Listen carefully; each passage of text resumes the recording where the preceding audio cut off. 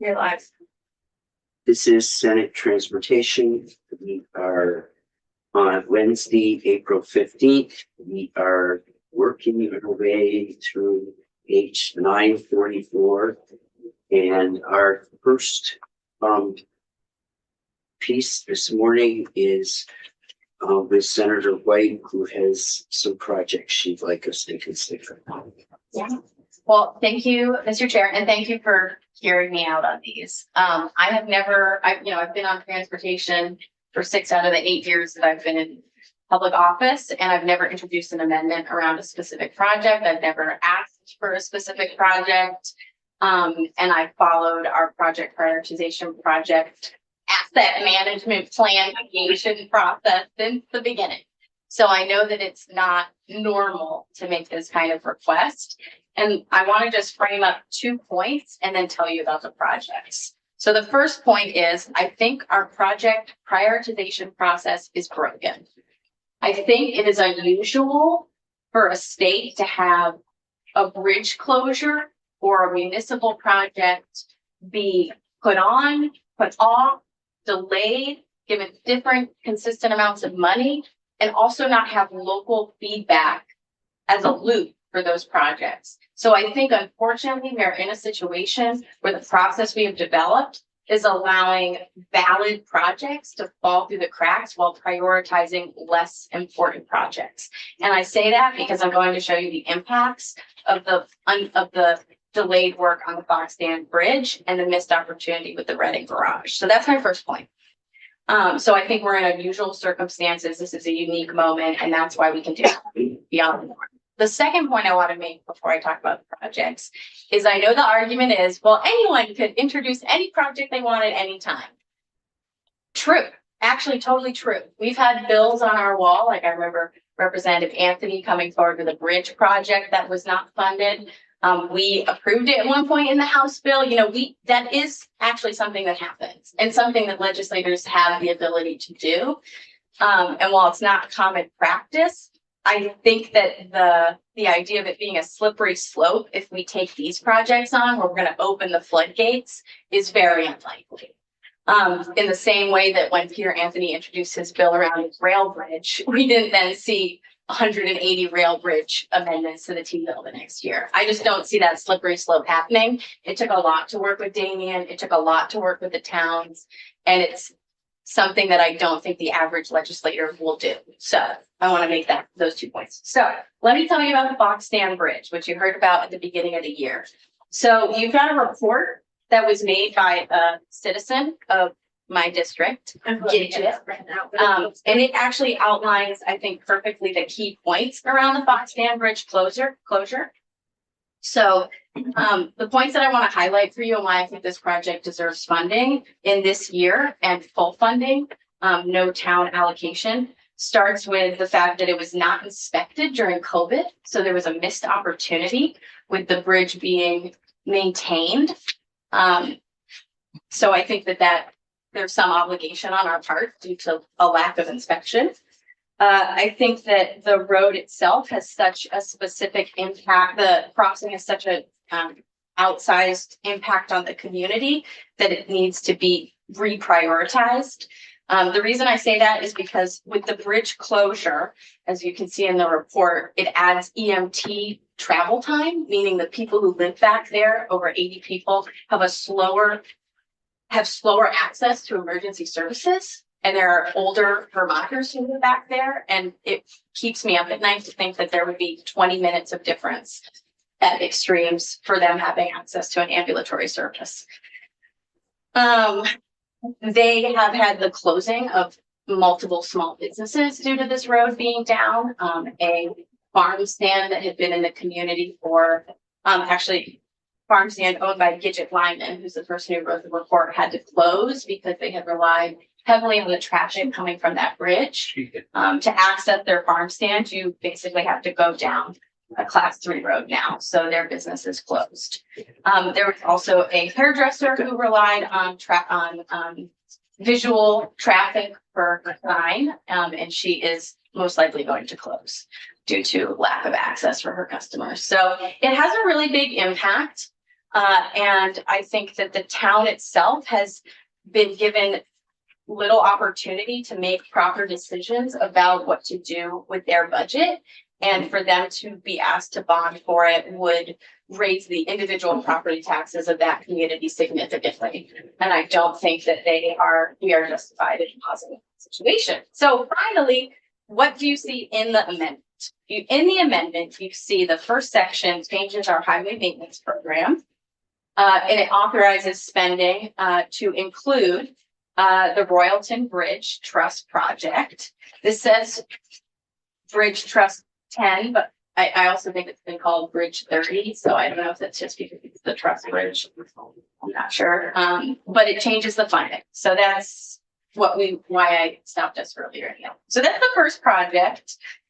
And since I was working on this, I also wanted to present to you some information about the Reading Town Garage, because there's a once in a generation opportunity to support our forest products industry by supporting the other part of a grant for them to have a fully built out timber frame DPW garage. It would be the first in New England to be used for this. It would give them a salt shed. It would move them out of a almost defunct DPW setup now. And it would be an investment in our forest products industry that is being backed by the Northern Borders Grant. So this is the other half of that grant. So that is, I think this is a once in a generation opportunity to have a hallmark project in Reading, who has also struggled significantly with DPW costs due to flooding. And I appreciate our chief engineer who spent time in Reading meeting with the folks around at projects. And I think that this would be a really great use of our state funding to draw down the Northern Borders Grant, which they have been a part of and approved for. How much is the grant? It's the other half of this. I believe it's $1,200. So it's like a 50. But I can get a confirmation from the select board members who were not able to attend this morning on short notice. So there you go. That's my pitch. What's the cost of the bridge? It is in total, I think it's 1.4. It's hard to follow in the actual thing, but So, for the record, Daniel Leonard, Legislative Council, the additional state is 1.44 million. There's a $565,000 local match and a $9 million federal match, and I based that on formula amounts. And then it's 1.2 for Reading Town Garage, and I believe it was 1.2 was the number that Senator White had sent me. okay. I was drafting for the northern forests, northern borders. It's their forest. Oh, I can send you links to it. It's actually an incredible program. But yeah, the total for the bridge is a little over 11, with taken into account. That's 3 different pots of money. Jeremy? Good morning, Jeremy Reed, Chief Engineer, Agency of Education. So, yeah, we would oppose this for many of the reasons Senator White, identified. It would probably open up the floodgates, and certainly every person in this room has town priorities. Spoken to Senator Harrison about some Bellows Falls bridges, and there's a reason we haven't operated in that way for a long time, because quite frankly, it had poor results. Additionally, Federal Highway has since implemented mandatory transportation asset management principles, and those are funded principles. And so we have a TAMP, transportation asset management plan, that has to be renewed, I think every 4 or 5 years. But annually, we have to issue a consistency certification that basically says we're following the principles within the TAMP. And if we started essentially creating earmarks within the T-bill, it would be impossible for us to certify that we are being consistent with that transportation asset management plan. So on a broad general sense, that's our position. As it relates to the Fox Stand Bridge, I'll just say we did not miss an inspection. That is patently false. What we did do is we wanted to take a closer look at it because we knew it was deteriorating and near the end of its life. But because of both COVID and the flooding in 23, we weren't able to get that additional inspection in place. But we met every sort of standard bridge inspection criteria. We inspected it in 2020, 2022, and 2024. I'll also say that each of those findings found that the bridge was not being maintained, and that was deteriorating or accelerating the deterioration of the bridge. And so, you know, I don't think that additional inspection was going to fundamentally change the outcome, because it wouldn't have provided any more information, and the town clearly wasn't really responsive to the findings that we did present. What I would say also is we do recognize the impacts that this bridge closure has had on the community. We've gone back and we've moved some money around, and we have accelerated the bridge project to ideally an opening, so new construction complete by the fall of 2028. If there was construction money in FY27, we wouldn't really be ready to go to construction anyway. We still have to go through NEPA, which is a 9-month process, and then we have to go through right of way. Now, we think both of those exercises will be fairly expedient, but nonetheless, they are hurdles, and there's no scenario in which we would be ready for construction in FY27.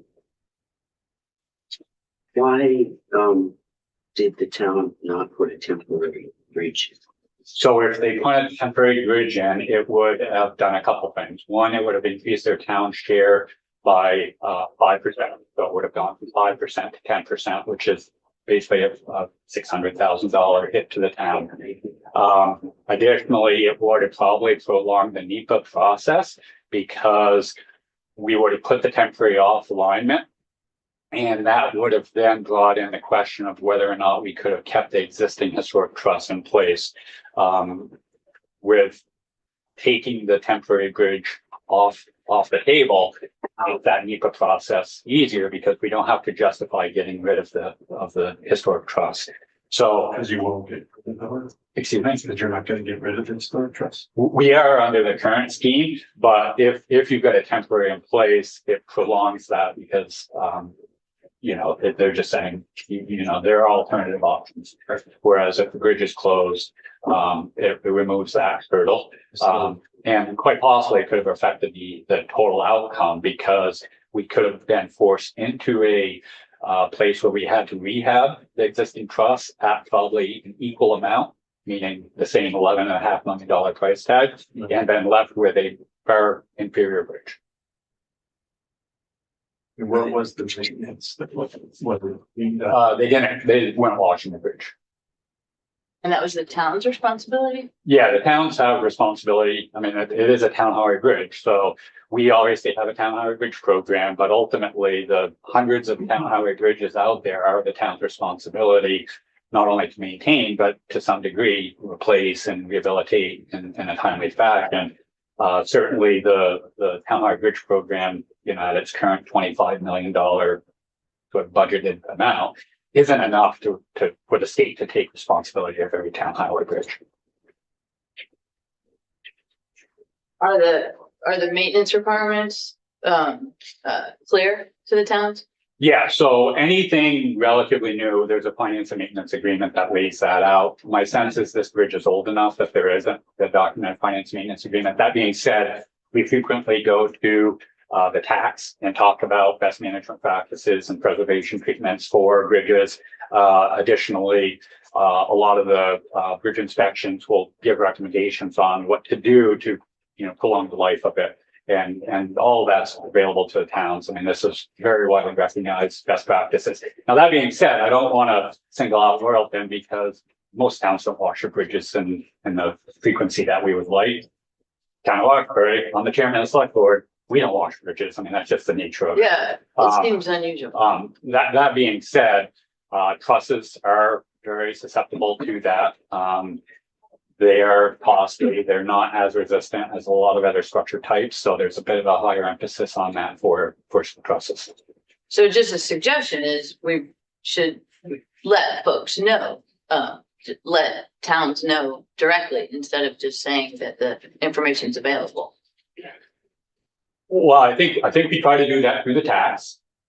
But then also, we have notified all towns that our inspection reports are available.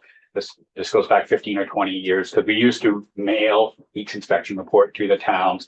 That was deemed a fairly onerous process, and with V-Transparency, they're all online now. So it is a passive process, to your point, but we've tried to disseminate that information as widely as possible. And like I said, it's been standard practice for 15 or so years anyway at this point. Okay, well, you could email it. We could. I mean, When we went to the select board, we looked at the bridge reports. I mean, we definitely looked at them. I mean, maybe we didn't feel like we had the money to do everything they suggested, but it was always part of the process. Yeah. Here, we got a bridge report. Yep. Here's what it said. How many bridges are there in the state?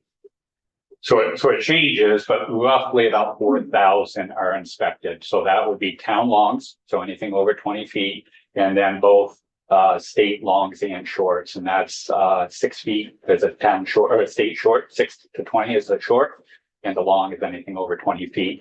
And so the collective of those three categories is roughly 4,000. How many bridges do we have that are in that have been closed?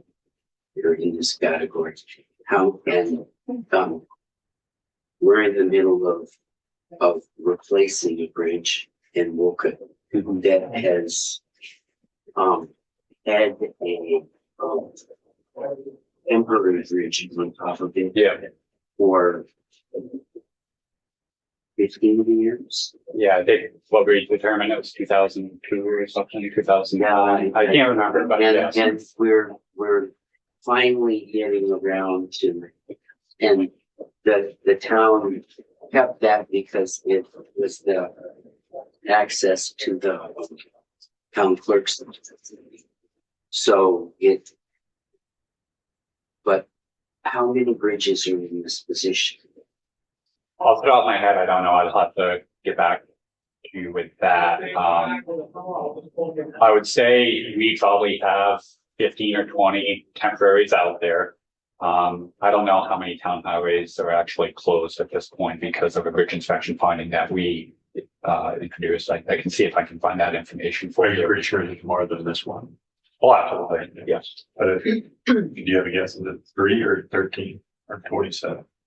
I would guess there's 10 to 20 out there. And like I said, I'm guessing there's 10 to 20. How many temporary bridges have you must have that number? Yes. Yeah. I don't have it offhand, but yes, I can absolutely find how many temporary bridges we have out there.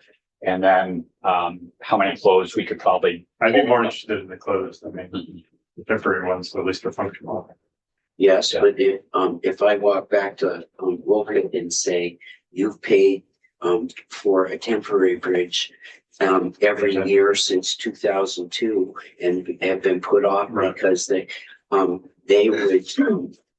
paid for this bridge every year, and it was to the town clerk's office, and they really had no choice but to take the temporary bridge. Well, So yeah, I mean, or they would have closed it. so I would say that towns like that are in the line. It would be helpful to know. I can get that in. Because the town pays every year because they're basically renting the bridge. Yeah, at a significant discount, but I think it's hundreds of dollars, not tens of thousands of dollars. But yeah, there is a nominal fee to rent the bridge. But I would think that they might have not had that same element of 5% to go to 10%. At the time, probably not. And all was at play for them in the.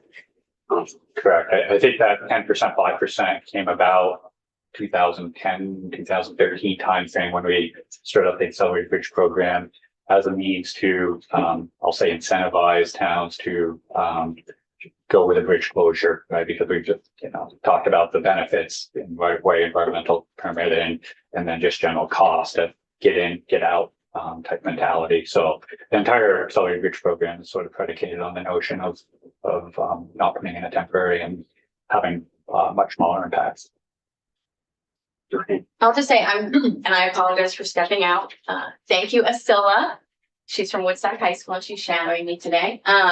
So I'm happy to withdraw my amendment, especially around, I don't know if you talked about the Reading Garage in the moments I was gone, but I did just want to say that I think the most compelling thing you said for me was that you can't go into construction in 2027. If I'm being completely honest. But I hope that as we continue to see fewer and fewer funds coming to these projects, that there's a clear understanding of what priorities there are in those communities, because I don't think this just bubbled up. I think it is a priority. So I guess that's my only point, but I'm happy to withdraw it because I'm not seeing a huge shift in maybe the perspectives, but I appreciate that I was given the opportunity to present these. I would say, before we go to the floor with the T-bill, I am compiling a list of where we're behind. It would be helpful to have roads closed, a ballpark estimate of what the replacement of all of those bridges would be. It would be helpful to have temporary bridges that communities are paying for on top. Sounds to me ballpark might be 30 bridges in the state that are in this. If this is any example, in that could be a fairly significant piece. And given the fact that we're falling behind across the state in paving, we're falling behind in numerous categories. We've got public transit routes being eliminated, and that it would be helpful to have that as a number. Yes. To be able to report to our colleagues just where we are. We can absolutely get that for you. And I will say this is probably the sort of most dramatic bridge closure we have in the state at this point, right? On a couple fronts. One, the detour, meaning the way around, is very significant. And just the size of the structure. If it's a really big structure over the White River, I think the new bridge is going to be hundreds of feet long. So it's somewhat unusual for a town high bridge project to be almost $12 million. Now, obviously, going from Winooski to 60, so that's a little bit different. But point taken, we will absolutely get you that information. The other thing I would offer, I think I've testified to it a little bit, but certainly happier to get in deeper detail on how we prioritize and build the capital program on an annual basis. I think I walked through it with Senator Harrison the other day, because I absolutely appreciate wanting towns' input and regional input on priorities. The problem with town high bridges is this isn't a sort of discretionary piece between one town high bridge in Windsor and another town high bridge in Windsor, right? It's a town high bridge in Windsor versus the town high bridge in Lemoore, for instance. So sort of getting input at this stage on what the RPC in Windsor isn't helpful, because we know this is the number one. It's competing against other parts of the state. But I'm absolutely happy to sort of walk through how we prioritize building the budget. And so the criteria that just raised another issue. Well, it's intensifying what I want to say. So thank you for bringing this up. And in the past and in other states, there is a process where the committee looks at every project, which I'm not advocating for that, but not doing that requires trust in the system. And I don't have a good sense of trust in this system. especially because the tax, are not engaged. And my understanding is that we stopped doing prioritization about 6 years ago, 5 or 6 years ago, because we didn't have funding for new projects. So we just looked at the TAC as a way to get priorities for new projects.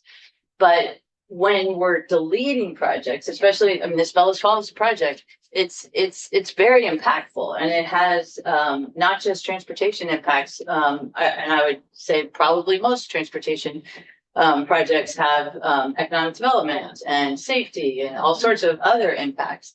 And the process, it's broken when VTrans decides what's going to happen and then doesn't let the towns know, because years in advance sometimes. And I'm sorry, I shouldn't say that for you, but y'all, the agency knows these projects aren't a whim. You know, they take years to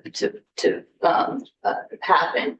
So towns need to be told about this, and that's a fundamental part of the process, and we're not doing a good job on that. So I'd like to talk about the process as we go forward. It's not a money thing technically in the budget, but it certainly has financial impacts to the state.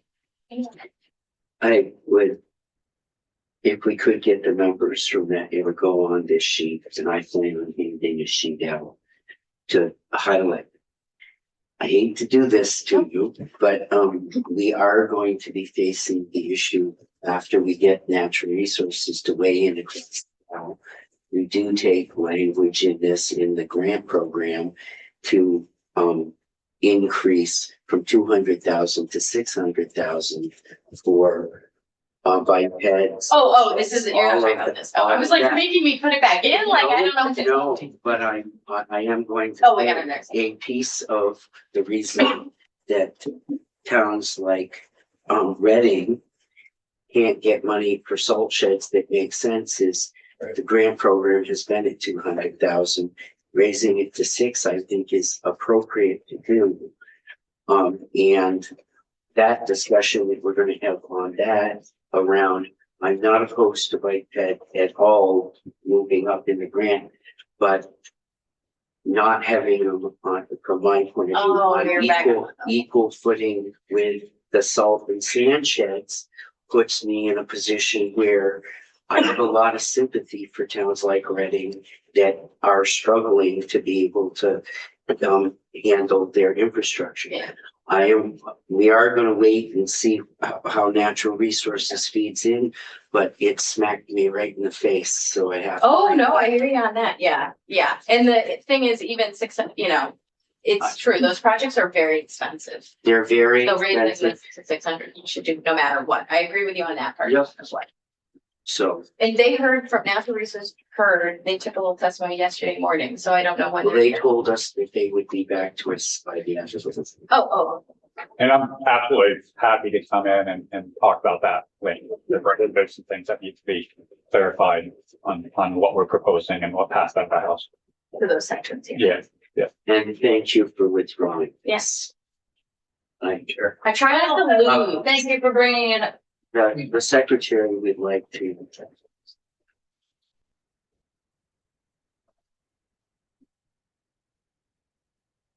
Thank you very much, Chair Westman. For the record, Joe Flynn, Secretary of Transportation, and I just felt that I needed to say this because I'm in the room. For the record, I respectfully take great exception with the comment that VTrans is untrustworthy or that our system is broken. And I appreciate communication is key, and I think that's the root message. And I don't disagree with you. But being that this is a public meeting and it's a meeting which is also recorded for the world, my obligation as secretary to speak up. With respect to us changing the delivery time of projects, we produce the white book every year. The white book has the time that's received by legislators, in particular, people in this room, whomever they are. It does show if something's been delayed. And, you know, whether or not the TAC in a particular RPC area is more involved than another, there is the process at the very least. And clear, you're right, that the TACs aren't involved in the decision making that we do. But the difficulty here, and you know this because you followed our budget process, is that is not a public input process. Once we get to, like in the case of fiscal 28, we'll start discussing that in July of this year. And we don't, at that point, go out and take further public process because the creation of every governor's budget going back decades and decades is an in-house reality based on the compilation of everything, including what the funding is that's available and the needs that are determined through the prioritization process. And nothing is perfect. We agree. I think there was a comment on that on another topic a moment ago, and we all agree everything can improve. But I just wanted to say that Vermonters should trust VTrans, the integrity of the decisions that it makes.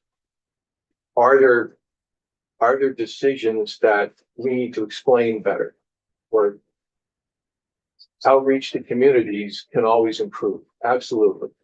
But to go back even to whether or not a community knows whether or not to watch a bridge, it's fair to say that if every community polled their road commissioner, if the town has a road commissioner who doesn't know they're supposed to, what the maintenance is on any bridge, the town might want to talk to the road commissioner. That's just a fact.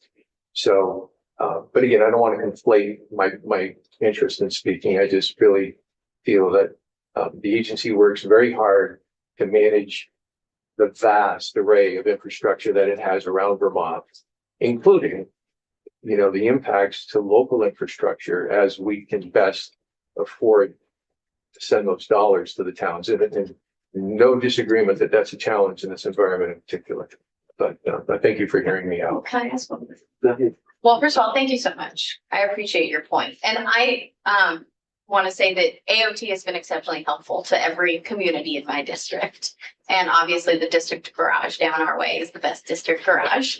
But I'm wondering if you could speak just to, as we start to see a decline in revenue, what do you think the agency can do to prevent situations like the Fox Dam Bridge? You know, as we see less money, how do we prevent the reaction of a community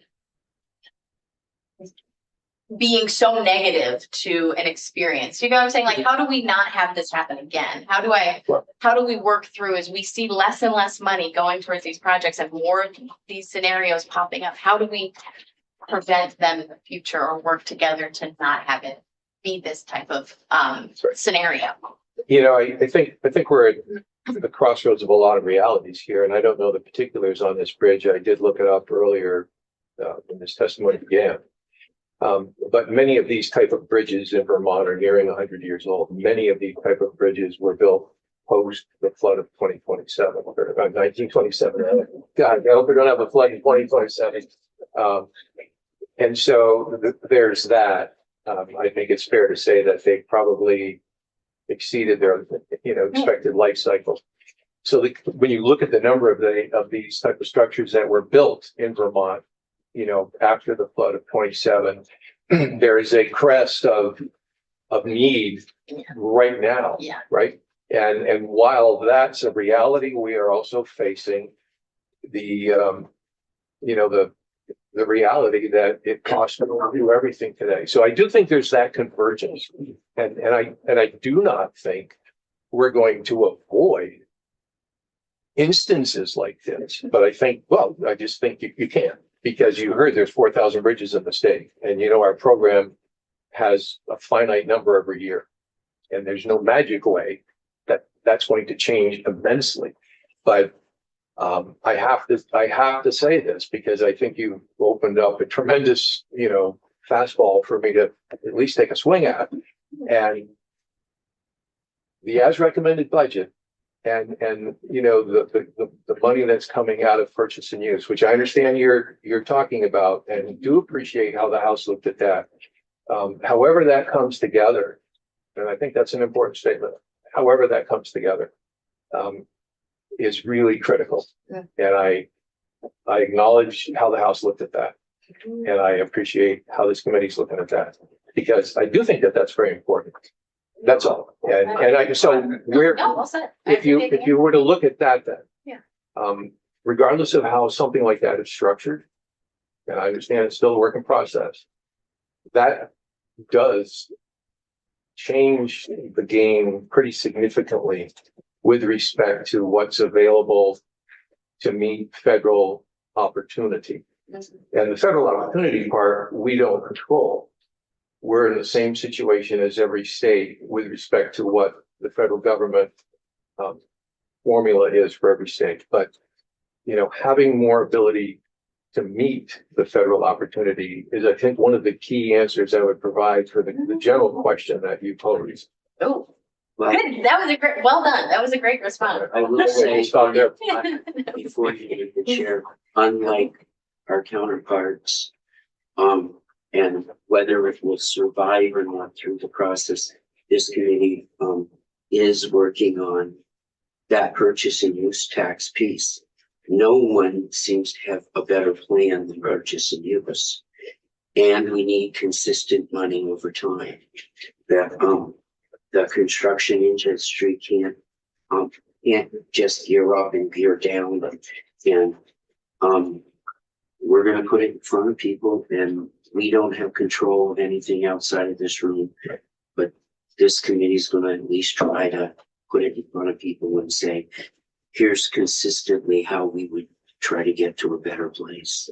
I appreciate that, Chair Westman, and I do appreciate the committee's view on that, because I think it's an important conversation, and to allow it to survive, to have a larger body discuss it, I think is very critical. Because it really does speak, I think, to the point of your question. And as Chief Reed said a moment ago, this isn't just an inter-county question. I mean, if you got a representative from every county in Vermont, you would hear of a unique circumstance in every county. And one of the last things I'll say before I go is as Jeremy works to get the numbers for you on the bridges, many of the temporary bridges that we have out right now are a result of flooding. So whatever towns those are in, we should probably asterisk those, because whether it's the 23 or the 24 flooding, either 80% or 75% of those will be covered by federal government through FEMA once that gets reopened. But Congress, I'll stop there. Thank you. Hey, Oh, Mr. Ted, Yes. we aren't gonna put you off today. Okay. You get to All right. as we scheduled to.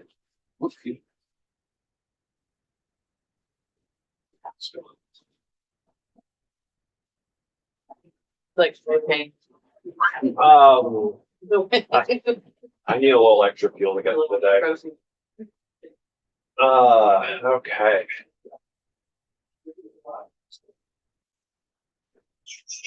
Ted Burnett, Joint Fiscal Office. It was requested that I update the pilot special fund kind of outlook that I went through with y'all last week to take a look at fiscal year 28 and take a look at the revenues that might be available depending on if the revenue available to the local option municipal transportation special fund, which I've shortened to LOMT, whether the revenue is calculated with kind of the base pilot statutory payments, or whether the reappraisal and listing payments were included in that construct in fiscal year 28. So to start with our column in FY27, so this starts with the next fiscal year. If you'll remember, our estimate, so this is kind of pulling forward the estimate from FY26 that was on the sheet last time. The fund balance we're estimating will be about $13.2 million. The JFO tax consensus projection for pilot revenues, including all the new municipalities that voted a local option tax, but not including Stowe's 2%. So the revenue that would be going to the pilot special fund is almost $16.2 million. And then I lumped together all the various statutory pilot payments. So this is including the general pilot payment to municipalities, the correctional pilot payments, and then the $200,000 of approximate grand list stabilization payments. Those are within the statutory construct. So I just kind of lumped those all together for the pilot special fund. And then in FY27, right, this is the being proposed in the budget, right, that these payments would come out of the pilot special fund for listing and reappraisal payments. And then the bill, the language Damien shared with you, included a $3 million appropriation from a pilot special fund as kind of startup money for town highway aid from the pilot special fund. And so you would have 19.1 approximately $1 million in pilot fund usage in FY27. And so that would leave about $10 million on the bottom line. That 19 million in expenses net of the 16.2 almost in revenue means that the pilot special fund would be in deficit by $3 million. So bring that fund balance down to about $10.2 million. So moving forward to FY28, these two columns, I'm going to breeze through them. We pulled forward the estimate from FY27, and this number, A, is not a consensus revenue with tax anymore. This is JFO freelancing. But we basically took the base of the sales and meals and rooms tax growth, right, which is about 3% for both of those taxes. Within the current municipalities that have voted a local option tax.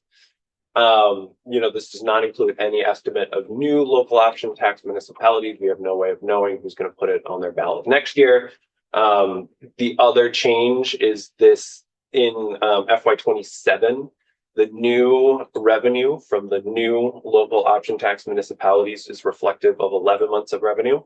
Whenever you start a new tax, you receive 11 months of revenue from those folks. And so in FY28, it's a full year of local option tax revenue generated in a full amount, full annual year that's available for the pilot special fund. So it's a little bit higher. It's not hugely higher, but it reflects kind of a growing base and a full year of revenue from our new lot municipalities. And so in this middle column, this construct doesn't include the listing and reappraisal payments. It's assuming that those are going away. They're not included, or they're not included within the pilot construct. And so the total uses would be about $12.7 million. A little tweak here, because the language has the difference between pilot revenue and statutory pilot payments. I calculated the difference in this next line is essentially 16.6 and a half minus the 12 point almost 6 here. And so it gives you about $4 million. That is the difference between pilot revenue and the statutory pilot payments, reflective of how it is in the language. And 75% of that, which would go to the local option municipal transportation special fund, means that you have slightly more than $3 million available to that special fund. And so the total pilot appropriation, so this is the 12.7 now, plus the $3 million means that you have about $15.8 million in usage out of the pilot special fund. And so that means that the fund balance increases by, about $900,000. So it increases to $11.1 million. If you include the main difference between these two columns is just including the listing and reappraisal payments. Since that means that the difference between pilot revenue and the amount of expenses out of the pilot special fund is much higher, it means that there's less money available that would go to the local option municipal transportation special fund. And so that would mean about $500,000 would go to that use. and because you have the listing and reappraisal payments, that means that the uses of the pilot special fund would be more, but it would end up that in FY 28, the fund balance would be roughly what it was at the beginning of the fiscal year. Go ahead. So would it alternate? Does the reappraisal, is that every other year? No, so this is essentially, there are questions, right now it is just for an FY 27 construct. The House was considering in their version of the miscellaneous tax bill, they went to the floor, that these reappraisal payments was permanently a part of the pilot fund construct. There was an amendment to take it out. Given that this was a GovRec proposal in FY 27, it's kind of planning for the possibility that it would be a proposal in the budget in FY 28. So thinking through what the two realities are. Okay, so these are alternates. I'm sorry. Yes. Okay. So I think to close out sections 8 and 9 in the bill, we need to make a decision about whether we would leave the accommodate for the 3.4 going forward or not, and what we would do around that. Knowing that what this is calculated on what towns have done now. There has been, this year, 13 towns that did local option taxes, 7 that failed. This is going to be a growing number. So what we're doing, regardless of whether we put the 3.4 in or we go back and say 500,000, it's all based on where we are now, knowing that it's going to grow. I see, and this meets every obligation, but says that and for me, the important thing is we create a fund, we create a structure whereby we can say in the future, we've got excess money, we want it to go toward the towns. And we haven't had a vehicle to do that. Yeah, no, I think it's a great idea. I would hope that it would not go up and down. That's what we really don't want. Well, I think there's two things in this. We can't supplant. So they get their regular increase that they go along. But part of the reason that we chose town highway aid, or we do class 2 roadway or structures, is those are grant programs. So if we're a little unsure of money, we can put it into that and they go out to grants for town, and it doesn't create that expectation that it'll be in the budget every year. And, and as we know, I think a lot of towns need help with culverts and. Oh, yeah. Go ahead. Yeah, well, I'm fully supportive of the construction of this. My only concern is that I just don't want to relive what happened on the House side, where then their revenue committee completely switched it around. And it was like an open door that the Vermont League of States and Towns said, dang, why did we open this door? So I think that's my only concern, and I'm very proud. Josh was here yesterday, and he's very much in support of doing something. Great. Okay. The question for you, more appropriately, is in your afternoon hat is which column would you rather us choose? Well, I don't understand. I can't remember what we did as the formula for the local option municipal transportation transfer. Is that, so the first year it's just a flat? First year we took 3 million out. We still at the bottom line of this are more than 10 million in surplus. I know that. But what's the formula to calculate and going forward? We take you go ahead. If we take 3/4 of the surplus and we record. Exactly. And the surplus in the bill is currently defined as the amount of pilot revenue minus the statutory payments. And currently the statutory payments are your general payment to municipalities, the correctional facilities, and the Grand List Stabilization Program. And so that's reflective of the first line on the expenses heading.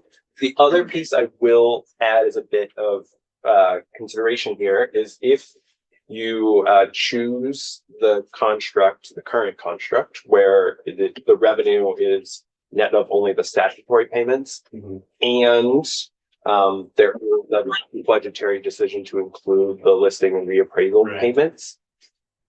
If you choose this and the $3.4 million is a part of this construct, it would be more reflective of, right, so you're taking the reappraisal payments out, you're also allocating $3 million about to this local option tax, or local option municipal transportation special fund.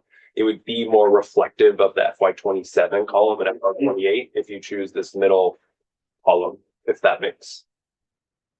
You know, understand what you mean by more reflective. It would be, so it's not shown here. So in this middle column, let's see, I'm trying to think of the best way to explain it. This middle column is showing where only the statutory payments and the telecom valuation project is in How long here. does that go on?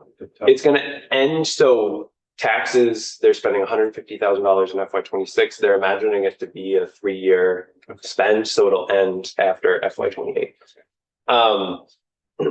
So thinking about this middle column, where if the language continues as it is, where the amount of revenue available to the special fund, newly created special fund, is the difference between revenue and statutory payments. Yeah. They're still the special fund is gonna get $3 million in revenue. And then if you add another $3.4 million to uses. Yeah. Then in this middle column, you would essentially be saying, or you could even look at it at this other column. The amount of expenses out of the fund would be, how the special fund would be more like $19 million as opposed to what it is. So you would be working out of the fund. The fund would be in deficit if you're spending. With the reappraisal and listing payments be considered statutory payments, Not unless, if they're in the statute. I mean, like you're counting them, like if as past that await meaning, I see, it would be a statutory payment. it would be dependent on how it's constructed.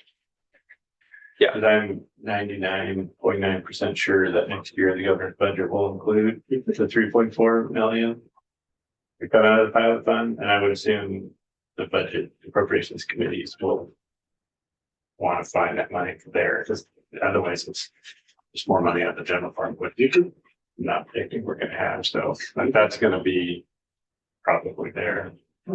Yes, the way it's I think, yes, there would have to be language changes to reflect those reappraisal and listing payments, because it refers to certain sections of statute that are more the general payments in the Grand List Stabilization Program. So depending on how, Right. how it kind of works out. In my mind, the last column gets this started. And going forward in the future, if it's going to grow, and it reflects that 3.4 has already got 2 years, and it doesn't put pressure on anyone. It just goes forward and we get the fund created. I think for me, that opens the door for us to, if there is revenue, have someplace to deposit money that would, Yeah, is that, I would assume we don't know what'll happen, so I don't know if and how we write this bill, but I would assume in FY28, it's gonna be like the fire company. yep. So I'm going to, I don't see Damien here. I don't know where he went. He had to go to Sun and Natural at the time. Oh, good. So I'm going to tell him to draft 8 and 9 section to reflect the final column. Okay, I mean, what difference does it make in FY27? What happens in FY28? We're writing a bill for FY27. we could, The final column is what may happen in 28. yeah, So he would just draft it really like first. column. well, we in 27 moved the $3 million into the fund. Right, just a flat 3 million. It's not. Flat 3 million, and we take part of that surplus and move that flat 3 million. We will have to talk about in that fund, would we take, and disperse part of this out to the towns? The 3 million. Yeah, part of the 3 million, would we, what would we do with that this year? Doesn't it, right now it says we would go to town highway. No, it says it would go into the fund, and it says that the fund can be used for town highway aid, or it can be, class 2 roadway or structures. Up to AOT's discretion. Well, we may want to say, we would want one of those 3 programs, but those 3 programs are all money to the towns. Yeah. And 2 of them are grant program, and we may want to say, we'd rather it go toward the grant programs than creating an expectation in town highway aid, but we're directing it, and we've created the structure, and the money would go to the towns. But there would be nothing in here that would affect in our bill, that would affect like I told you. Other than we're taking 3 million out of the fund, so there's a. Well, we do in 28. We've created the fund, we've created the structure, and I would envision that whatever gets deposited in there, this committee would want to make a recommendation in next year's D-bill. It deposited it where in the local office municipal transportation fund? Yes, Town highway 8 again, right? Like that. yeah, Okay. If we're here this year. So are we gonna talk about, maybe not at this meeting, but about highway aid versus grants? Cause I just think highway aid is a really practical thing. to do. we're gonna have to, if we get the structure in and we get this all approved, that's one of the things that we're gonna have to, we gotta get this bill in. Yeah, got it. And what we might do is, in an amendment for the floor, because we're probably gonna have most of next week. Oh, yeah. Because the bill's gonna be in finance for a while. Oh, my. So is what we're proposing right now, town highway aid? I don't know. Well, it goes into the fund, and we've got those 3 programs, and we can, but it's all money directed to the towns. Okay, But we're gonna incorporate column 3 into the process of the review. I look forward to the language. Still don't understand why you're saying column 3, but we're agree Yeah. in general, so we know it doesn't matter. It's this, well, yes, Yeah. well, we have to, well, are we gonna take accommodation for the 3.4 Say that. This year or for FY 28? for FY 28? If I may, Do today for FY 28. I think there's a question of whether how you structure in the language, the difference between pilot revenues and what's essentially the part that you're taking out. So right now it's structured as the base statutory payment from the pilot special fund versus Right. everything that's appropriated or expended out of the fund. And I think that's the essential. Yeah. Right. So we're assuming that the pilot fund will be statutory requirements. Or the reappraisal fund will be statutory requirements, and therefore it will come out ahead of Yeah. that special fund, yes. Yep. just a quick question. Is there a fund balance, like preferred?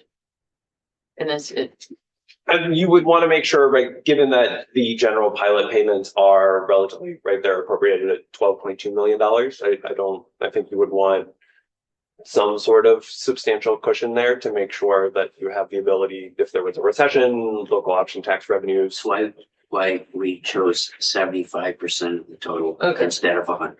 okay, Yeah, but there's no reserve or guideline or anything like that. Pilot But funds are just in statute, we only change them when there's pressure to change them, there's not indexed or something like that. no, yeah, that's what I was wondering too. So some of them are 10 years old, 20 years old. Yeah. Yeah. Okay. Okay, Good. I Glad we're doing this. that closed sections. We're done. Yeah, we just did the. I know where to find it.